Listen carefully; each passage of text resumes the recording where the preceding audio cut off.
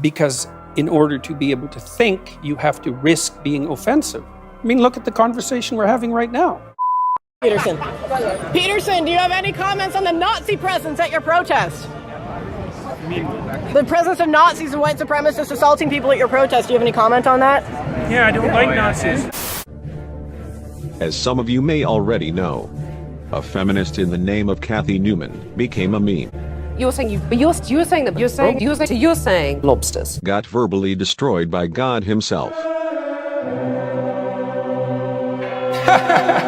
No, I'm not saying that at all. Because I'm very, very, very careful with my words. Be gone, slut!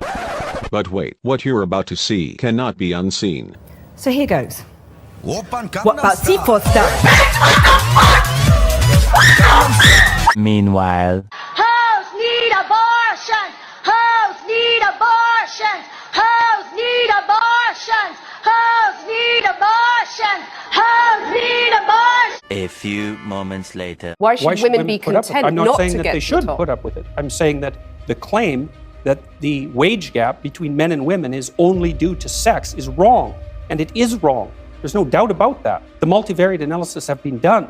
Well, I can give you an example. keep on talking about multivariate analysis. Let me give you an example. I'm saying that 9% pay gap exists. Yeah. That's a gap between men and women. I'm not saying why it exists, but it exists. Now, Yeah, but if you you're have a to say woman, why that it seems exists. pretty unfair. You have to say why it exists. But do you agree that it's unfair? If you're a woman, Not necessarily. and on average you're getting paid 9% less than a man, that's not fair, is it? It depends on why it's happening. I can give you an example. Okay. There's a personality trait known as agreeableness. Agreeable people are compassionate and polite. And agreeable people get paid less than less agreeable people for the same job. Women are more agreeable than men. Again, a vast generalization. Some It's not women a are not more generalization. agreeable than Yes, men. that's true, but that's right. And some women get paid more than men. That interview was the beginning of the end for Cathy Newman. What about C4 stuff? Because the gender wage gap is like me saying a burger from McDonald's and a burger from Chef Gordon Ramsay should cost the same. That is completely asinine. Fucking useless sack of shit! Get out! Sharon, enough's enough. Fuck off and go and put some more makeup on. Chicken is as dry as a fucking camel's arsehole in a fucking desert storm. Look how stringy that is. Overcooked on the bottom, crispy as fuck, and it looks like Gandhi's flip-flop. You are so in denial. You need therapy. 3 times 3, Amanda. 9. Then give me 9 fucking chops, you stupid thick bitch. And I'm sure, I mean, I would hope that if I were a student of Dr. Peterson, that he would refer to me as she and wouldn't have a problem with that. But at the end of the day, you know, a personal pronoun preference still is a preference for what language other people use.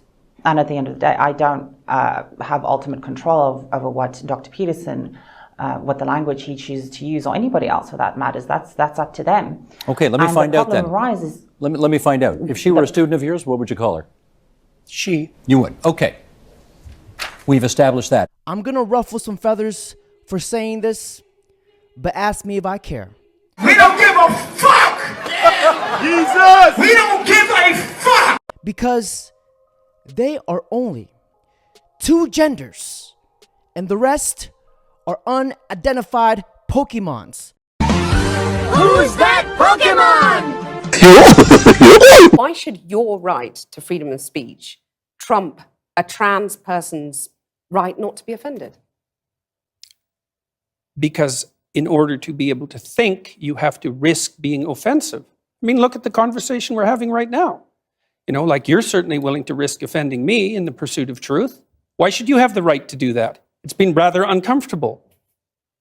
Well, I'm very glad I put you on the spot. Well, I'm very glad that I have exercised my freedom of speech. You get my point. It's like you're doing what you should do, which is digging a bit to see what the hell's going on. So and that is what you should do. But you're exercising your freedom of speech to certainly risk offending me. And that's fine. I think more power to you as far as I'm concerned. So you haven't sat there and I'm just trying to work that out. I mean, Ha, gotcha. Ha, gotcha.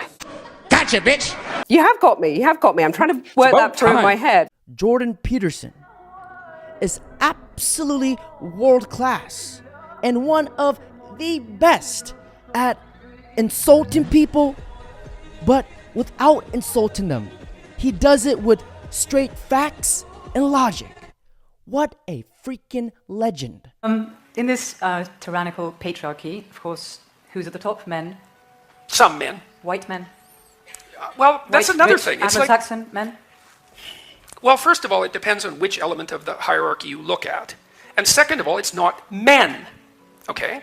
It's a tiny percentage of men, and that's not the same as men. Because most men aren't at the top. In fact, if you look at people who are truly at the bottom, most of them are men. So it's a small proportion of men. And then it's a very arbitrary slice. It's like, okay, so you're saying, well, what are we saying exactly? There's a disproportionate number of white Anglo-Saxon men who are billionaires. Could easily be. What does that have to do with men exactly? Why is that a male thing? It's not like all these men are like that. They're not like that. It's a tiny proportion of people who are like that, and they do happen to mostly be men. But that doesn't indicate some fundamental inadequacy in the entire social structure. I mean, 99% of bricklayers are men. Mm-hmm. Is that a problem? Well, nobody ever points it out. Like, all you have to do is go on the U.S. Department of Labor website, and you can look at occupation ranked by gender. There's about 50 occupations that are 95% men and over. You don't ever hear a word about them. Well, why? Because they're dusty, grueling, difficult, trade-related, intensely laborious outside jobs. Well, that's why. So, and why aren't we struggling for equality, gender equality among bricklayers? By force, let's say. From here on in, it's by fiat, man. 50% of women, they want to be nurses. No damn way. It's off to the brickworks with you. Jordan freaking Peterson is equivalent to Floyd Mayweather because he just can't be defeated. But I applaud this feminist for not cutting him off and letting him talk, which is very rare because seeing a feminist not rage and cut people off is like seeing a Bigfoot riding a unicorn. The great American philosopher Beyonce Knowles said that it has been said that racism is so American that if you challenge racism, you look like you're challenging America. We are challenging inequality. We are challenging the refusal to see me as an individual. When we overcome that, have at it, we're all on equal plane. I think it's fine. I think it's good. The pot is getting stirred here. So I've got a couple of questions. So let's your side spoke, so I'm going to go to Jordan, then to you, Let's Michelle. assume for a moment that I've benefited from my white privilege. Okay, so let's assume that. That's fine. Assumption. That's what you would say. So, so let's say, here, let's get precise about this, okay? Was that very individual of you? Let's get precise about this, okay? Let's get precise. To what degree is my present level of attainment or achievement a consequence of my white privilege? And I don't mean sort of. I mean, do you mean 5%? Do you mean 15%? Do you mean 25%? Do you mean 75%? And what do you propose I do about it? How about a tax? How about a tax that's like specialized for me so that I can account for my damn privilege, so that I can stop hearing about it? Now, let's get precise about one other thing, okay? We'll get precise about one other thing. Now, Precise? Yeah, precise, yes. And so, if we can agree, and we haven't, that the left can go too far, which it clearly can, then how would my worthy opponents precisely define when the left that they stand for has gone too far? You didn't like equity, equality of outcome. I think that's a great marker. But if you have a better suggestion and won't sidestep the question, so let's figure out how I can dispense with my white privilege, and so that you can tell me when the left has gone too far, since they clearly can. And that's what this debate is about political correctness. It's about the left going too far. And I think it's gone too far in many ways. And I'd like to figure out exactly how and when, so the reasonable left could make its ascendance again and we could quit all this nonsense. When you talk about, feminizing men, it almost sounds derogatory. It's almost as if you're saying that to be feminine or to express any sort of femininity is actually inferior to masculinity. And I think that is a huge problem even within the language that we use. When you say, don't be such a girl, don't be such a pussy, the greatest insults that men can give each other tend to have feminine feminine origins, like, you know, as I said, pussy or faggot, or anything like that. And I think, again, that speaks to a very systematic inequality between the genders. And you attributed the rates of mental illness among men to their inability to express, say, sentimental emotions. Well, and I don't think there's a shred of clinical evidence to support that stance. Sorry. No.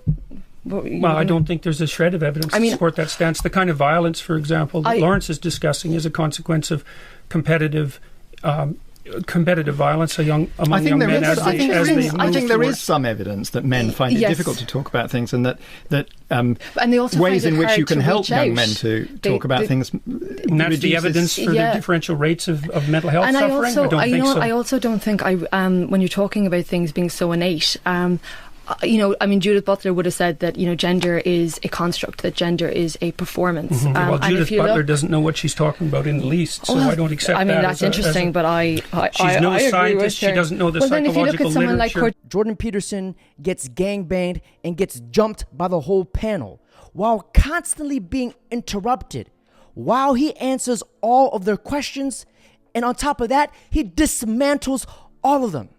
See, one of the things that I really admire about JP is his ability to talk controversial topics, yet very difficult ideas.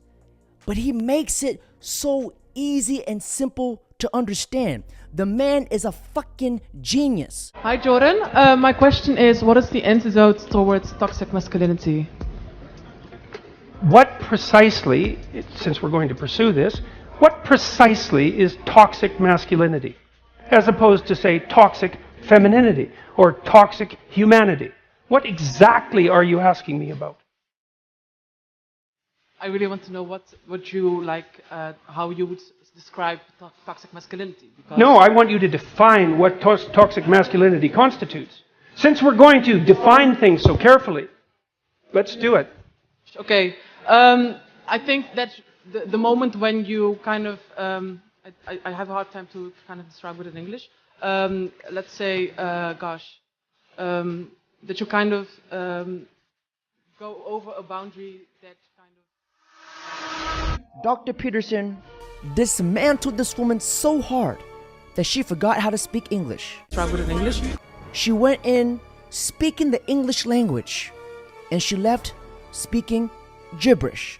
Let's say, I have a hard time to kind of... The antidote to what people so-called toxic masculinity is to get rid of the brainwashed people.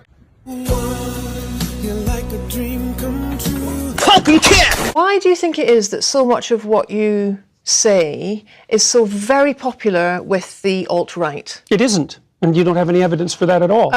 More than the evidence that alt-right people Daily watch this show. Stormer, Neonite website, Saviour of Western Civilization. Oh, well, that was all taken apart today by a number of Jewish publications, by the way, showing that, first of all, that was all satirical commentary on the part of the alt-right, directed at taking me down, for example.